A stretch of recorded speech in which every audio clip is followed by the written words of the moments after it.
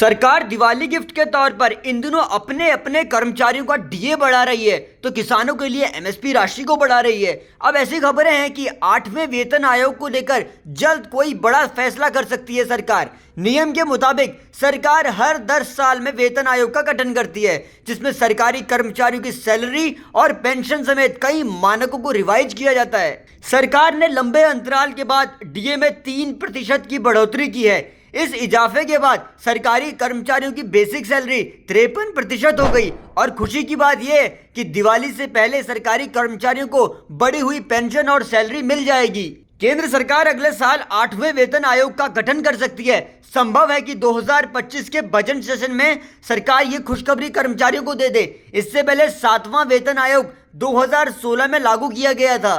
पिछले वेतन आयोग की तरह ही कर्मचारी और पेंशनर्स 8वें वेतन आयोग में होने वाले बदलावों को लेकर इंतजार कर रहे हैं। छठे से 7वें वेतन आयोग में जाने पर कर्मचारियों की सैलरी के लिए 3.68 फिटमेंट फैक्टर की सिफारिश की गई थी।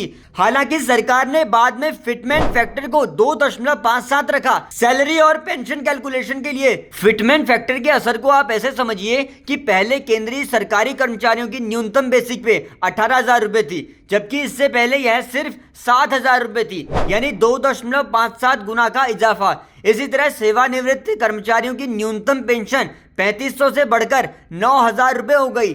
इसके अलावा सरकारी कर्मचारियों की अधिकतम सैलरी 2,50,000 रुपए तक और अधिकतम पेंशन को 1,25,000 रुपए तक बढ़ाया गया था।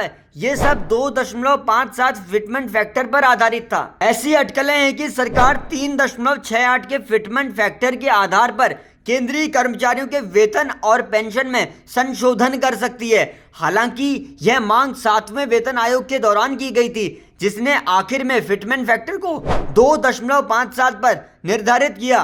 कुछ रिपोर्ट के अनुसार 8वें वेतन आयोग के लिए वेतन मैट्रिक्स 1.92 के फिटमेंट फैक्टर का इस्तेमाल करके तैयार किए जाने की संभावना है। फिलहाल न्यूनतम सैलरी 18,000 रुपए है और 8वें वेतन आयोग की सिफारिशों के बाद यह करीब 34,560 रुपए तक हो सकती है। वहीं न्यूनतम पेंशन 17,280 रुपए सेट की जा सकती है। इसीलिए भारत में सरकारी नौकरियों का क्रेज है, क्योंकि हर बढ़ते सालों के साथ सरकार अपने कर्मचारियों का ख्याल रखती है, सैलरी स्ट्रक्चर को रिवाइज करती रहती है। आपसे जुड़ी ऐसी अपडेट खबरों के लिए जुड़े रहिए जनसत्ता के साथ।